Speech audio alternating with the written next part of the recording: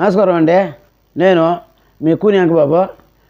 ఈరోజు కూడా మరి ఇంకో వీడియోతో వచ్చాను. ఏంటంటే అయితే ముఖ్యంగా ఈ మధ్య ఒక సినిమా వచ్చింది కదా, దేశ పండక్కే భర్త మహాశయులకు విజ్ఞప్తి. ఆ సినిమా గురించి కొత్త మాట్లాడుకుంటున్నాను. ముందుగా వీడియోలోకి వెళ్ళే ముందు మీరు ఏం చేస్తారంటే మర్చిపోకుండా సబ్స్క్రైబ్ చేసుకోండి. అంటే కొత్తగా చూసేవాళ్ళు వచ్చా ఎవరు ఉంటే సబ్స్క్రైబ్ చేసుకోండి. అలాగే లైక్ చేయండి, షేర్ చేయండి. తర్వాత గంటల పక్కన గంట కొట్టండి. ఇంకో ఇది ఎందుకంటే ముందు కామెంట్ చేయండి. అంటే మీ సలహాలు కూడా నాకు అవసరం కదా. మీ బోటి వాళ్ళ సలహాలు తీసుకొని ఇంకా మంచి వీడియో చేయడానికి అవకాశం ఉంటుంది. కాబట్టి ఇప్పుడు భర్త మహాశయాలకు విజ్ఞప్తి విషయానికి వస్తే నాకైతే ఎవరైనా నచ్చలేదని చెప్పాలి. ఎందుకంటే పేరేమో సంసార పక్షంగా ఉండే, లోపలికి వెళ్తే హీరోయిన్ బిగినెస్ తిరుగుతూ ఉండే, మళ్ళీ హీరోయిన్లు కలిపి తాగుతూ ఉండే. ఏందబ్బా ఇదే? ఎవరు ఎట్లా కలిసి చూడాలా సినిమానే? అన్నింటికంటే భయంకరమైనటువంటి ఘోరమైన విషయం ఏంటంటబ్బా ఇంకొకటి, కార్తీక దీప సినిమాలటువంటి ఆరణీక మా దీపం అనే పాట బా ఎంత బాగుంటుంది ఆ రోజుల్లో. అదే రాఘవేంద్రరావు డైరెక్షన్ అయినా కూడా ఇది శారదా గారు, శ్రీదేవి గారు, సోన్బాబు గారు నడిచేట ఆ సినిమా. ఆ పాట ఏంటంటే ఒక పక్క ఆ భక్తి శివుడు పుణ్యటు ఉంటుంది, తర్వాత ఇంకోటి ఏంది ఆ దీపాలు సందడే, ఆడాలంతా భర్తల కోసం తీసుకున్నటువంటి ఒక కార్యం అబ్బదే, శుభకార్యమా. ఎంత చక్కని పాట. ఇప్పటికి కూడా కార్తీక మాసం అంటే ఆ పాట గుర్తొస్తుందబ్బా. ఏమే మరి అలాంటి పాటను తీసుకొని పబ్బులో పెడితే ఎట్లా? గబ్బు చేసిందిరా.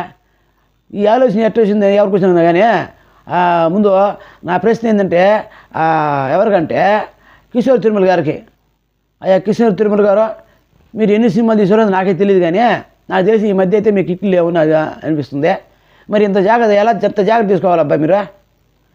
ఫ్యామిలీ ఆడియన్స్ హాలుకి రావాలంటే ఎంత జాగ్రత్త తీసుకోవాలా, ఎంత సంసార పక్షం సినిమాలు తీసుకోవాలా అమ్మా తెలీదా? వెళ్ళి ఓడి స్వామి నువ్వా? ఇప్పుడు ఏవో సినిమాలు వస్తాయబ్బా, అసలు సినిమాలంటే పోవడానికి జనం భయపడుతున్నారబ్బా. మరి అటువంటిప్పుడు ఎటువంటి సినిమాలు తీయాలా? ఇటువంటి ప్రయోగాలు చేయడం ఏమైనా బాగుందా?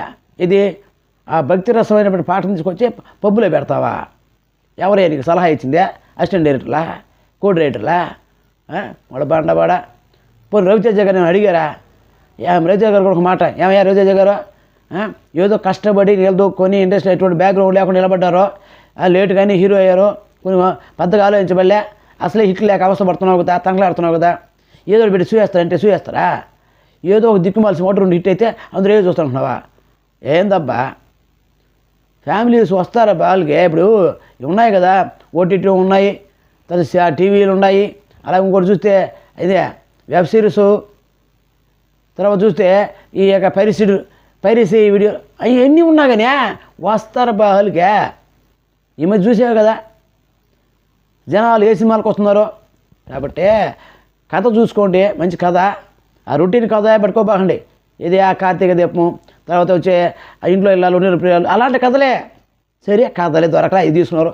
మరి మంచిగా చెప్పండి అబ్బా, వెరైటీగా చెప్పండి, మంచి చెప్పండి. వస్తారో, కనెక్ట్ అవుతారో, నవ్వుకుంటారో, తెలుసుకుంటారో, ఎంజాయ్ చేస్తారో.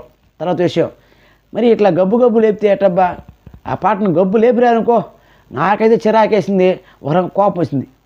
నేను అది విషయం చెప్పాలనుకుంటున్నా, నేను చెప్తున్నా. నేను కిషోర్ తిరుమల గారు అలాగే రవితేజ గారు ఇక మీద మీరు పెద్దగా ఆలోచించా మంచి సినిమాలు తీసుకోండి. మీకు మంచిదే, మాకు మంచిదే. ఏమంటారా ఆడియన్సో? మీకు కూడా ఒక మాట, ఇలాంటి సినిమాలు అసలు చూడబాకండి, ఎక్కడ చేయబాకండి. ఇప్పుడు బాగా చాలామంది అదే పని చేశారు, కరెక్ట్, మంచిదే. అట్లాగా ఇక మీద కూడా కొన్ని సినిమాలు వస్తూ ఉంటాయి. సినిమాలు వస్తున్నాయబ్బా అంటే అడ్డంగా నరుక్కోవడము, లేదంటే మాటికి ముద్దులు పెట్టుకోవడము, అబ్బా చండాలం వల్ల అలాంటి సినిమాలు పోబాకండి అబ్బా, పోబాకండి.